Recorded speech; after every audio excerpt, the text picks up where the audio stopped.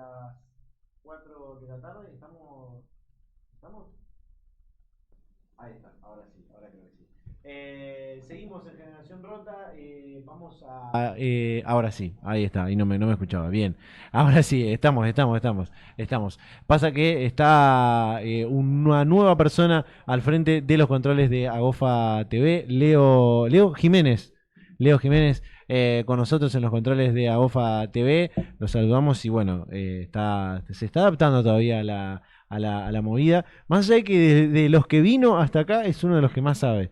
Se lo digo y lo quemo así al aire. Pero bueno, no, gracias Leo por sacarnos en vivo. Y vamos allá a la segunda columna de este día, el segundo invitado de esta jornada, de este miércoles en Generación Rota, con un temazo realmente. En esta que es una de las columnas que a mí más me gusta,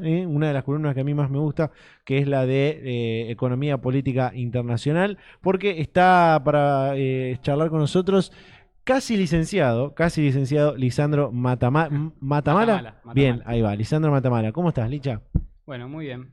Muchas gracias por la invitación. Por favor. Me parece que está bueno tener estos espacios de Bien. vinculación de...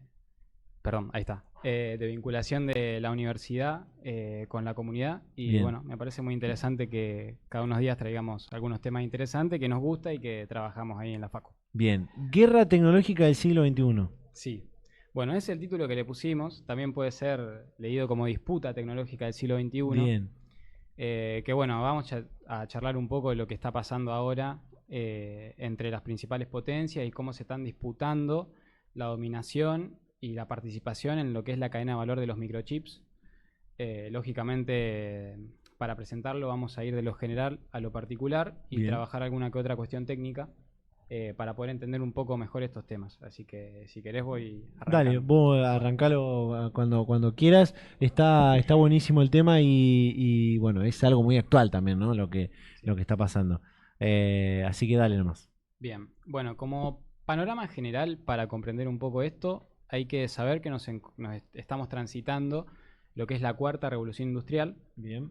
que bueno, o también conocida como la industria 4.0, que es básicamente el cambio del modo de producción con la aplicación de tecnología, sobre todo para lo que es la interconectividad, la automatización y los datos en tiempo real. Lógicamente, esta transformación abarca bienes, servicios, es decir, lo que es la industria civil, pero también la industria militar.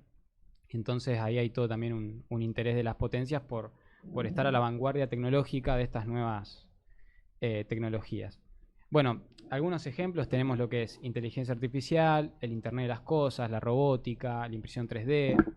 Por ahí algo esencial y conocido es esto que tiene que ver con el Internet de las cosas, que bueno, es importante porque lo vemos todos los días, está presente no solo en la producción, sino por ejemplo en las casas inteligentes, que tiene que ver con la conexión que hay entre los distintos aparatos que se usan para producir. Ya no es una máquina que establece una automatización por sí misma, sino que son máquinas conectadas entre sí a través del Internet.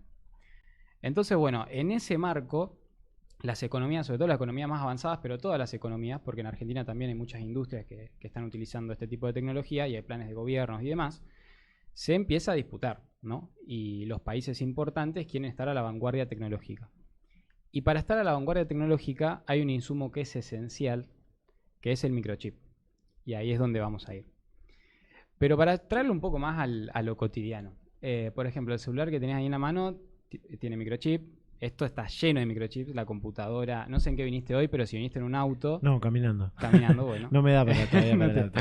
Pero bueno, por ejemplo, en mi caso, que me acercaste acá en auto, los autos Bien. tienen muchos microchips. Si querés, traje una plaquita, puede ser la primera, que un poco, bueno, hace referencia a esta transición y donde nos encontramos ahora, que es esta industria 4.0. Y bueno, hace referencia a las otras revoluciones industriales. Pero por ejemplo, hoy justo cuando venía vi cruzando un monopatín eléctrico. Bueno, Bien. monopatín eléctrico usa microchip. Recontra microchip. Bueno, ni hablar de la industria militar y ni hablar de, viste que ahora está muy en boga, por ahí acá no tanto, ¿no? Pero en la economía desarrollada es el tema de las casas inteligentes y todas esas cuestiones que vos Alexa, apagame la luz. Exactamente, que vos llegás a tu casa y bueno, ya está la calefacción prendida, bueno, Cosas que por ahí uno no está en contacto, pero bueno, sí por ahí la gente con mayor poder adquisitivo o en las economías más desarrolladas, sí. Después, bueno, le pasé otras plaquitas, las siguientes tres, que bueno, te muestra un poco cómo está presente los microchips en los vehículos. Eh, ¿Estamos hablando de los no sé. autitos estos chiquititos que son tipo que para una sola persona? Esos autitos No, están buenísimos. auto común. Auto Por común. ejemplo, había un ejemplo del Onix, Chevrolet Onix. Bueno, tiene un Bien. montón de microchips, pero se usan ya sea para el sistema de frenado, para el tema del asiento, ahí está, y para el arranque del auto. Después, si querés la otra, muestra un poco un dato bastante interesante, que es la cantidad promedio de microchips por auto, que es, bueno, la otra placa, que está ahí un cuadrito. Bueno, ahí vemos, por ejemplo, hoy en promedio un vehículo común lleva 1600 microchips. O sea, es Claro. una cantidad realmente muy grande y que ha crecido mucho con el tiempo, sobre todo por los avances tecnológicos. Después, si querés la otra, ya la que está abajo de esa, habla un poco de el Internet de las cosas y cómo está presente en todo, en lo que es la videovigilancia, en lo que es la temperatura, cuando hablamos del aire, de la calefacción, en lo que son los lavarropas, Claro. que también tienen microchips. Pero Eh, bueno, eso es un poco una muestra para que nos demos cuenta que están en todos lados. Claro, esto de los microchips es como darle, como automatizar cosas, ¿no? Como, Sí, sí, o básicamente, tener conectadas muchas cosas exactamente. en un mismo dispositivo. Permiten conexión, traspaso de datos, automatización, inteligencia artificial y demás. Pero bueno, todo esto que es parte de la revolución 4.0 lleva microchips. Por lo tanto, hay una disputa. Bien. Ahora, brevemente, no quiero enroscar acá porque también yo soy estudiante de Relaciones Internacionales y no de Informática. La idea no es abrumar en datos ni detenerse en cuestiones técnicas muy finitas, pero sí algo básico, que existen distintos tipos de microchip. Bien. Es decir, ¿y por qué se los diferencia en general? No solo cuando leemos noticias de cuestiones internacionales, sale un nuevo microchip de 5 nanómetros, de 7 nanómetros, de 10 nanómetros. Bueno, el nanómetro es una unidad de medida que básicamente mide la distancia que hay entre lo que se conoce como los transistores que están en los chips. Esto tampoco es tan importante, pero Sí, nos pusimos re específicos. Sí, lo importante es, Bien. a menor distancia, Sí. es decir, cuando vos veas que un chip es de 5 nanómetros, es más potente que el chip de 10 nanómetros. ¿Por qué? Porque están más cerca los transistores, porque consume menos energía, porque llega más rápido la información y porque hay más espacio para poner más información. Entonces, eso hace que los países hoy en día lo que se están disputando son la producción de chip de 5 nanómetros, de 4 nanómetros, de 7 nanómetros, que es muy caro producirlos y que muy pocos países lo producen. Entonces, por ejemplo, China produce muchos microchips, pero en general son de un nanometraje muy alto. Entonces, no está a la vanguardia en ese sentido y por eso está aplicando políticas públicas para llegar a eso.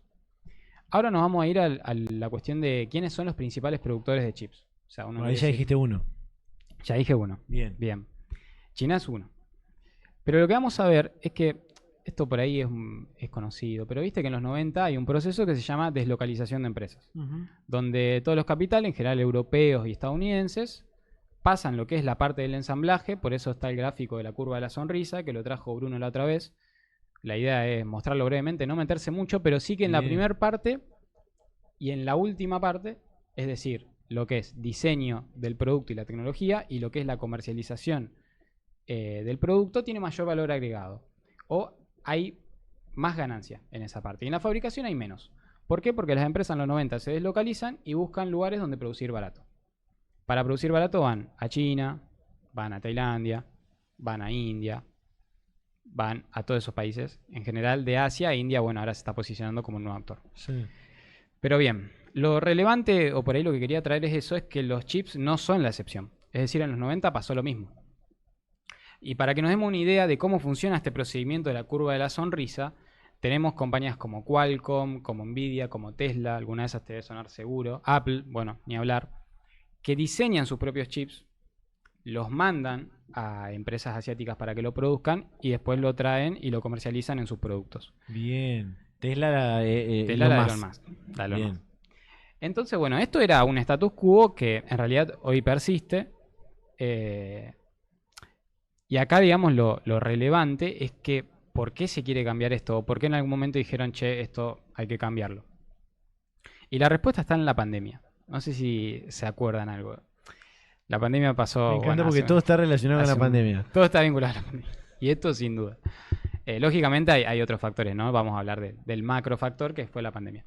En la pandemia lo que pasó fue que los chips que estaban más bien orientados de una manera, podríamos decir, equilibrada, tuvieron un parate de la demanda de autos del sector automotriz porque por la pandemia, restricciones, la gente dejó de comprar, las fábricas dejaron de producir y viró a todo lo que es la tecnología como computadoras, cámaras. Bueno, uno estaba en su casa, tenía que trabajar desde su casa, se compró una computadora, un celular, cámaras, micrófonos, lo que sea.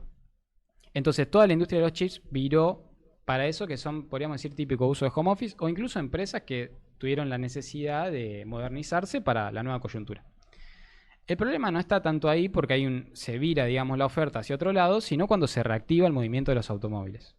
Cuando los automóviles vuelven a producir, básicamente van y dicen, bueno, quiero mis chips. ¿Dónde están los chips que habíamos arreglado, básicamente? Y dicen, bueno, están reorientados, tengo estos chips, no te puedo dar lo que vos querés. Entonces ahí hay un problema donde hay una distorsión entre la oferta y la demanda porque hay mucha demanda para poca oferta. Y además chips que no es tan sencillo la producción, es muy compleja y no es tan fácil como decir, de acá a un par de meses produzco más chips. Entonces lo que pasa ahí es que los países se dan cuenta, por ejemplo, Estados Unidos, General Motors, Ford, Tesla, todas las fábricas tuvieron que parar. No podían producir, echaron empleados porque no tienen los chips. Y vos sin chips, hoy un vehículo no lo podés sacar al mercado. Y bueno, digo vehículo porque por ahí es lo que más usa y fue el sector que más se vio interrumpido, pero todo lo que es electrodoméstico, tecnología y ni hablar de industria militar, tuvieron ahí un problemita. Entonces, bueno, ahí digamos podríamos decir el punto de inflexión. Bien, bien. Hasta acá, China, Estados Unidos, nombramos ya los 3 actores. Sí, y Bien. falta Europa, que es un actor que está bastante atrasado, pero ya vamos a ver las políticas que está implementando. A lo que voy es que en este momento es un punto de inflexión porque lógicamente los países dicen, bueno, esto no va. O sea, yo no puedo depender tanto de otro país y menos de Taiwán, que ahí ya es todo un tema en sí mismo, incluso para trabajarlo un día aparte. Pero viste que Taiwán es una isla que está cerca de la China continental, que China reclama como suya, que en realidad se forma con los exiliados de la guerra civil china. Entonces hay como 2 Chinas. De hecho, mucho tiempo existieron así. Después, bueno, se llamó Taiwán. Y hay todo un problema que hace que sea una zona muy militarizada y de alto riesgo político. Entonces, bueno, eso es como un condimento más a que no podemos depender de Taiwán. Eso plantean las potencias. En ese marco, los distintos actores empiezan a llevar adelante políticas específicas para fortalecer su papel en esta industria y asegurarse lo que es el insumo del chip para todas las industrias que ellos consideran necesarias. En ese marco vamos a hablar de 3 actores principales. Bien. Estados Unidos, China y Unión Europea. Bien. Son, digamos, lo que podríamos llamar, sobre todo Unión Europea y Estados Unidos, los desarrollados. China una potencia emergente que está cada vez más fuerte. Por el lado de Estados Unidos, primero da señales diplomáticas a Taiwán. Obviamente declaraciones de Biden que ante una intervención china Estados Unidos va a intervenir y le trata de ser su escudo para garantizarse el insumo de los chips de parte de Taiwán y de parte de su empresa, que en Taiwán la empresa es TSMC, que es muy conocida. Después hay un cuadrito, el último, que muestra un poco el status quo actual, son datos de 2019 y bueno, ahí están un poco los actores más importantes. Bueno, Samsung es otra que produce de Corea del Sur y demás. Bueno, entonces, ¿Estados Unidos qué hace? Sanciona lo que se conoce, no sé si escuchaste nombrar, la ley de chips y ciencia. En Estados Unidos. En Estados Unidos. Mirá, no la tenía. Es una ley que sale en el año 2022, en donde, con consenso bipartidista, es decir, republicanos como demócratas, es como que acá se ponga de acuerdo el PRO con el peronismo, con la Libertad Avanza, es decir, con consenso de todos los partidos, sancionan esta ley de chips y ciencias, que prevé un presupuesto de 280.000 millones de dólares para todo lo que es la industria, la investigación y la ciencia vinculada a la tecnología. Es decir, si vamos a la Argentina, serían 5 préstamos del Fondo Monetario de 2018. Una locura de plata. Es una locura de plata Sí. que dispone el Estado federal para invertir acá. Eso Estados Unidos lo pone para que esos chips se fabriquen en el país. O sea, Exactamente. para mejorar las empresas en el país. Pero, ¿son empresas del Estado o es una ayuda al No. privado? Ahí vamos a eso. Bien. No es una ayuda, Importante en realidad, eso. no son empresas del Estado, sino que es ayuda al privado. Estados Unidos tiene ese modelo. Bien. Por ejemplo, una de las más beneficiadas es Intel. Viste que Intel es la de los Bien. procesadores, Sí. que había virado y había tercializado la parte de los chips. Bueno, ahora está volviendo fuertemente y está invirtiendo en Estados Unidos, está obteniendo muchísima guita en subsidios Ahí va. para poder actualizarse un poco. Pero de esos 280.000 millones que son para industria, investigación y ciencia, es decir, es un mundo muy amplio, no solo los chips, 52.000 millones de dólares son específicamente para los chips. Para que tenga una idea, por ejemplo, Estados Unidos no solo subsidia y da fondos a Intel, sino que hace poco se ve una noticia que le dio 6.000 millones de dólares a TSMC, que es la empresa de Taiwán, para que expanda su planta en Arizona y produzca chips de alta tecnología. Bien, y no solo eso, sino que Estados Unidos tiene esa estrategia defensiva y también tiene una estrategia ofensiva. ¿Por qué? Bueno, primero, aplica sanciones y prohibiciones en el mercado. Sancionó a la empresa china de Huawei, le prohibió a sus empresas norteamericanas comercializar con China. En 2022, en octubre, prohibió la exportación de chips de alta tecnología a China, planteando, bueno, amparándose en el tema de la seguridad nacional. Es decir, Sí. si yo le exporto estos chips de alta tecnología a China, China puede desarrollar armas muy modernas de destrucción masiva y demás. O sea, con esa excusa, que podríamos decir que tiene algo de real, pero también es mucha excusa para evitar que el otro Medio siga... ciencia ficción igual también. Sí, tal cual. Que el otro siga adelantándose, prohíbe la exportación. Claro. Y no solo eso, sino que prohíbe a sus empresas, o sea, las sanciona en caso de que cooperen con China. Por eso hablamos de una disputa o una guerra tecnológica, porque no es solo fortalecer nosotros, sino sancionar. Lógicamente, China no se queda parada. Es un país que bueno, al no tener un Estado democrático como tal, es más fácil establecer planes a largo plazo con fondos públicos. Invirtió 150.000 millones de dólares en todo lo que es la industria de los chips. Los analistas en general lo que dicen es que no hay mucha eficiencia en esos fondos como están invertidos, pero como es China, cuesta muchas veces tener información muy confiable y seguir de la misma manera los datos que se puede con Estados Unidos o Europa. Después, bueno, plantear este problema que para China la importación de chips es un inconveniente porque China gasta más en importar chips que en importar petróleo. Es decir, es un país que históricamente es deficitario energéticamente y ahora está gastando más en chips que en petróleo. El porcentaje es el 16% de su Producto Bruto Interno. Es decir, si hacemos la cuenta, lo gasta en importar chips. Es un montón.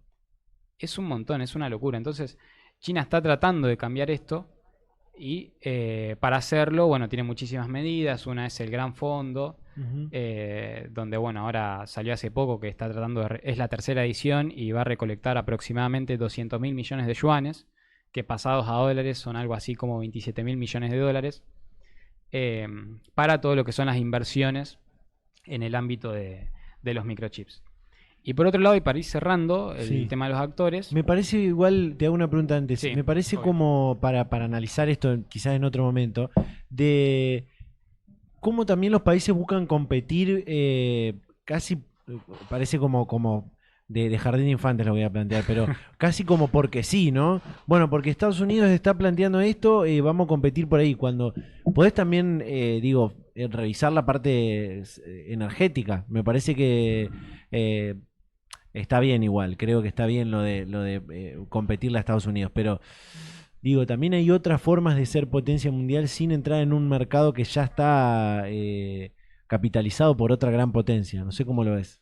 Sí, eso es cierto. Pasa que acá la diferencia o la particularidad está en que estos estados lo que quieren es, ante cualquier conflicto, porque el mundo está complejo. Sí, O sea, estamos en una etapa que hay mucho conflicto, tenemos, sin irnos muy lejos, Rusia-Ucrania, Israel-Irán. Entonces el mundo está caldeado y en ese contexto los estados lo que buscan es asegurarse este insumo clave. ¿Para qué? Bueno, para poder producir en caso de conflicto armamento o para que su economía no se detenga si China el día de mañana decide intervenir Taiwán. Claro. Entonces es en ese marco que los estados toman esa postura y que en realidad la toman los estados que tienen fondos que son poderosos y que quieren estar a la vanguardia, porque es lo que la plata que estamos viendo es muchísimo dinero y solo ellos pueden hacerlo. Para cerrar el caso de la Unión Europea sancionó su propia ley de chips como comunidad, donde plantea invertir 43.000 millones de euros, que también es mucha guita. Lo que pasa es que la Unión Europea no tiene empresas, como podemos decir, China, bueno, tiene Huawei, Estados Unidos tiene Intel y otras, ¿no? Taiwán tiene TSMC, Europa no tiene. Lo que sí tiene, bueno, es una empresa en Países Bajos que sí produce la máquina para producir chips, pero no tiene una empresa tecnológica que produzca chips. Entonces lo que hace es financia a Intel, que la ve como una empresa norteamericana y occidental. En ese marco, Intel, bueno, invirtió hace poco en Alemania, hace menos de un año, en Irlanda tiene una planta también, y le dan fondos para eso. Pero me parece que la idea es que los microchips son esenciales hoy en día, aunque no nos demos cuenta. La verdad es que si uno no lo piensa mucho, no lo racionaliza, pero están en todas partes. Más de uno tiene, una persona debe tener en contacto con más de 20 chips por día como mínimo. Entonces me parece que esta idea de que no hay innovación sin microchips, no hay transición energética sin microchips y no hay seguridad sin microchips. Sí. Porque también está la parte militar, que es toda una rama de este conflicto que también le preocupa a las potencias. Ahí quiero hacerte, ya te quiero hacer una pregunta con el tema militar, pero digo, esto que vos decías, de la ley que tiene Estados Unidos y la que tiene la Unión Europea, ¿es fundamentalmente para este tema de los microchips o es una inversión a la ciencia nacional también en otras temáticas? ¿Es solamente para este tipo de tecnología? En el caso de Unión Europea, solo chips. Bien. En el caso de Estados Unidos, como vimos, hay dos tipos. Lo que te dije de 5 deudas del fondo, que eran 280.000 millones de dólares, sí es un poco más amplio. Es bien. Industria, ciencia y tecnología, obviamente traspolado a otros ámbitos más allá de los microchips. Claro. Pero específicamente hay 52.000 millones de dólares para los microchips. Claro. Y bueno, en el caso de China está más vinculada a los microchips, pero porque China tiene un problema ahí, tiene mucho déficit en ese ámbito y lo quiere cambiar. Claro. Después, bueno, no sé cómo estamos de tiempo, pero no, si estamos querés... bien, estamos bien. Vos dale, si te queda algo más, dale tranquilo. Dale. No, lo que me gustaría para cerrar es ver cómo los países, las potencias, los países desarrollados, a los que muchas veces uno dice, bueno, hay que hacer lo que hicieron ellos para estar donde estamos. Viste que se escucha mucho eso. Porque sí la vieron. Exactamente. ¿Qué hacen los países? Siguen su interés nacional. Bien. Es lo que hacen los estados, es lo que está haciendo China, es lo que está haciendo Estados Unidos y es lo que está haciendo, de cierta manera, la Unión Europea. Que lo que no dije es que el objetivo de la Unión Europea es para el 2030, es decir, de acá a 6 años más o menos, producir el 20% de los microchips de todo el mundo. Un objetivo muy ambicioso, que es muy difícil que lo logre, pero ahí está. Entonces, la idea de esta es que los estados en las relaciones internacionales no se rigen tanto por sesgos ideológicos, sino que son mucho más pragmáticos y siguen algo que se llama interés nacional. Entonces, dejan de lado ideología, dejan de lado teoría económica, teoría comercial, incluso dejan de lado normas establecidas o regímenes, como puede ser el régimen comercial de la OMC, para seguir su interés nacional. Y me parece interesante verlo en el marco de que estamos en un contexto del país y de la economía nacional, como que pareciera que la solución a todo es liberalizar y ya está, ¿viste? El libre comercio es lo que hay que hacer, es lo que hicieron ellos. Cuando en realidad hay toda una parte de la historia que no se cuenta y que es que ellos también ponen muchos fondos públicos en cuestiones estratégicas. Lógicamente uno no está diciendo que habría que financiar absolutamente todo, pero sí algunos sectores estratégicos, y creo que en el caso nuestro más todavía, que tenemos muchos recursos naturales, hay sectores estratégicos donde los estados aplican subsidios, aplican préstamos a bajas tasas, aplican fondos directos y aportan para ser un país desarrollado. Todo esto que estoy diciendo no es ultra original. Hay un autor que se llama Chang, que es un economista surcoreano, que tiene un artículo que se llama Patada a la escalera. Y que me parece que está muy bueno porque hace referencia a esto que estamos hablando. Él dice que los estados poderosos, llámese, en realidad él habla de la época industrial, ¿viste? Y dice, bueno, Alemania, Estados Unidos, Gran Bretaña. Si vos vas al recorrido, ellos, ¿cómo llegan a donde están? Aplican subsidio, protecciones comerciales, aranceles altísimos y demás, llegan, cuando están en el status quo que les favorece, dicen, bueno, pateamos la escalera, ahora libre comercio. Entonces, nada, me parece interesante. Ahí eso que te hago una pregunta para que Sí. también se pueda entender mejor para los que están viendo y los que lo van a ver después. Ahí, ¿cuál es la gracia o cuál es el sentido de, primero, industrializarte o reindustrializarte por un interés nacional y después, una vez que lo lograste, que invertiste un montón de guita, que tenés una industria fuerte y demás, Sí. esto que decías de patear la escalera y que haya libre mercado, ¿no te termina perjudicando también a tu industria nacional eso?